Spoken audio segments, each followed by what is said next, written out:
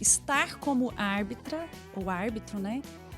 Quando são nomeados. Então, eu posso dizer assim que eu sou uma especialista em mediação e arbitragem, mas hoje a gente é árbitro no momento que nós somos indicados, nomeados, eleitos pelas partes, que procuram a arbitragem, né?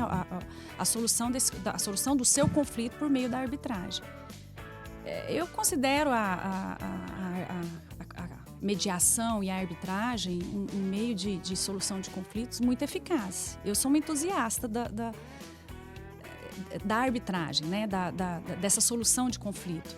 Até porque nós vivemos num país com índice de judicialização, com índice de litigiosidade muito alto. Então, contar com um método em que pode nos ajudar, né? E um procedimento que seja... Porque o procedimento da arbitragem, ele é rápido, ele é célere, ele valoriza o diálogo entre as partes. Então, chegar numa solução de conflito com as partes e por elas mesmas chegando, através de um diálogo, na solução desse conflito, ele é muito mais eficaz, se a gente for dizer assim. Ele é muito mais satisfatório. Então, eu acho fantástica. Eu participo, eu gosto, porque eu realmente acredito. E eu acho que o futuro é esse, né? Ele pode não estar agora, a gente fala que a gente tem que levantar uma bandeira e realmente bater no peito e dizer, né, aqui existe a arbitragem e ela pode ser utilizada como método de solução de conflito eficaz, a comprovação com a entrega e fornecimento dos equipamentos de proteção individual. E o empresário ele estava sendo acionado para poder pagar o adicional de insalubridade, porque o ambiente dizia-se o empregado que era insalubre, né?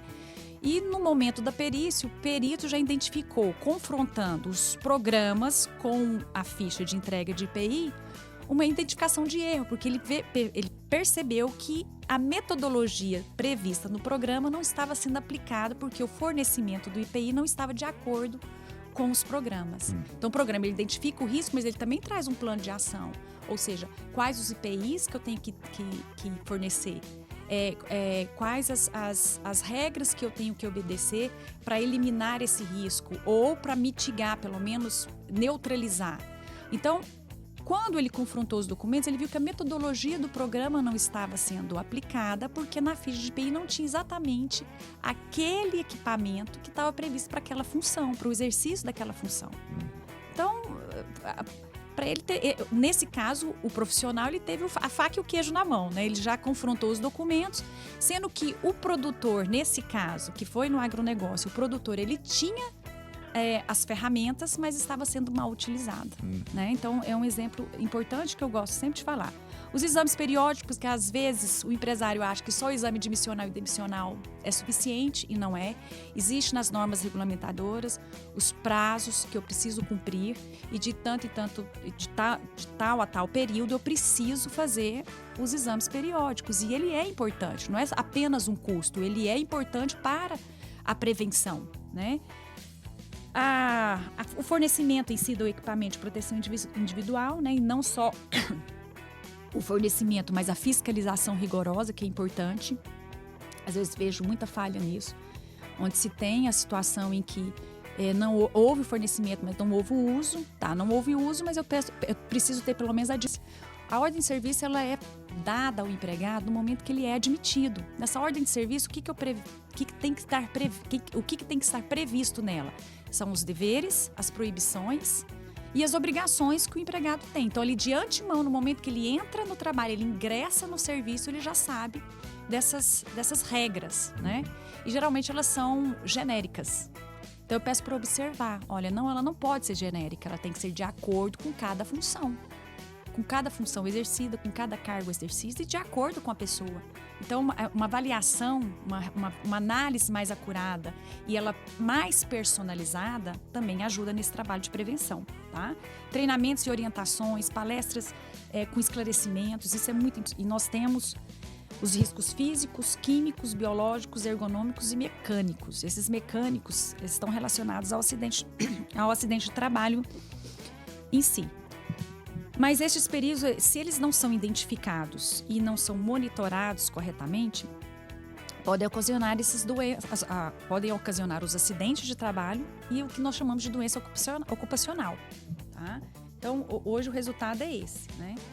E, como eu sempre falo, um risco calculado pode ser evitado a hora que a gente identifica esses riscos e até mesmo classifica, a gente sabe qual medida preventiva adotar, não é? Então, eu posso citar um exemplo que é recorrente, que é a terceirização dos serviços. Nós tínhamos uma cultura de que tudo poderia ser terceirizado, toda atividade, e nós tínhamos uma regulamentação legal que não nos permitia terceirizar todas as atividades relacionadas à minha atividade econômica, por exemplo. Então, eu só poderia terceirizar a atividade meio. Hoje, com a reforma, não só com a reforma trabalhista, porque veio uma legislação logo depois da reforma trabalhista que trata do trabalho temporário, regulamentando justamente a terceirização. E aí, nela foi ampliado. Não só a atividade fim, não só a atividade meio, como a atividade fim. O que significa isso? Eu, produtor rural, eu só poderia terceirizar as minhas atividades relacionadas àquelas que são utilizados para se chegar até o fim, não o fim propriamente, ou seja, não a produção. Então, toda atividade relacionada à produção agrícola eu não poderia terceirizar, mas as atividades meios, sim. Então, as atividades relacionadas à limpeza, conservação, alimentação, segurança, eu poderia terceirizar. Hoje, a gente já pode terceirizar até a atividade fim, tá? Desde que eu realmente consiga, na situação concreta, tá? Relacionar ela a minha disposição, a minha vontade de não ter um poder de comando ou de gerência tão direto, né? Porque a partir do momento que eu preciso ter esse poder de mando, eu preciso de uma subordinação direta a mim, eu já não posso terceirizar. Então, eu costumo falar que o gerenciamento parte aqui da terceirização, porque a partir do momento que o produtor quer terceirizar até a atividade fim, eu falo, não, tudo bem, mas eu dou um conselho claro, tá? Terceirize, contrate uma pessoa jurídica, primeiro ponto, porque entre duas pessoas jurídicas não há o vínculo de emprego, né? E sendo produtor pessoa física, né? Eu contrato uma pessoa jurídica não pode ser minha empregada, para começo de história. Mas, não só isso, mas quando eu falo contrate uma pessoa jurídica que tenha um poder econômico superior a você, o que eu estou falando?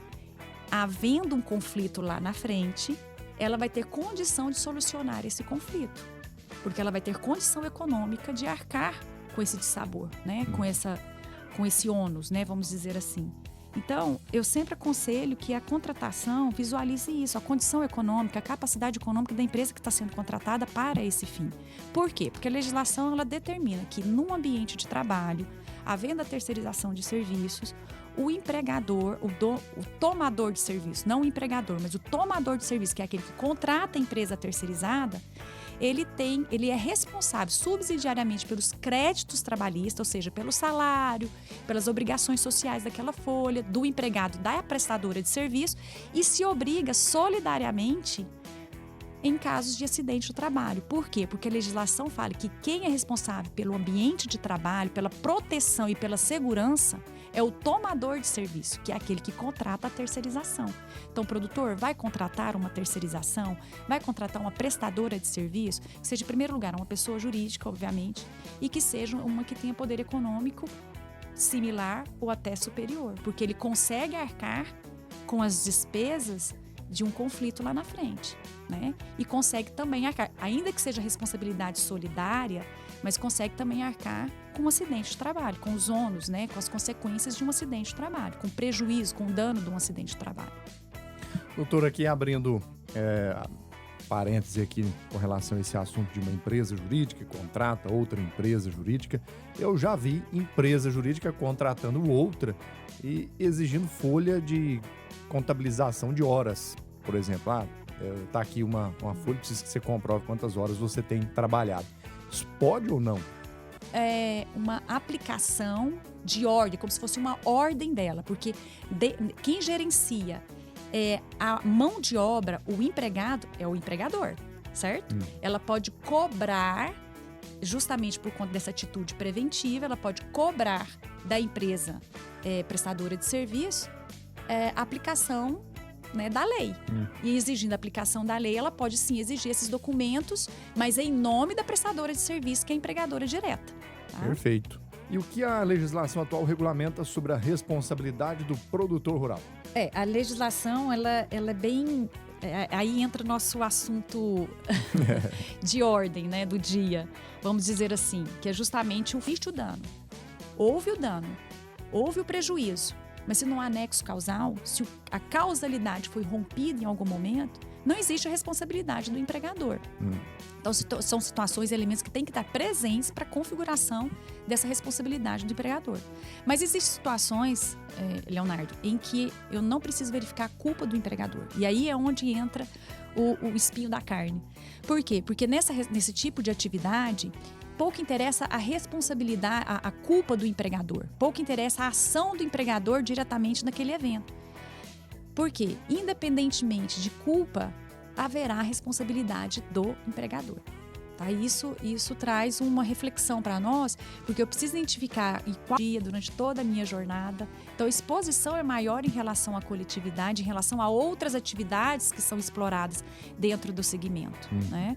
Então, eu tenho que olhar com maior cautela, porque essa é uma atividade de risco. Né? Então, além aquelas ferramentas que eu adotei, o empregador ele deve ter um olhar mais acurado nessa atividade, justamente para saber o que ele pode promover justamente para evitar o risco mesmo. Ali ele tem que ser evitado, porque se acontecer ele vai ser responsabilizado independentemente de... Para o produtor? Sim, o compliance trabalhista ele existe para todo o ramo de atividade, né? Isso é parte da decisão do próprio empresário, né? De adotar essa medida.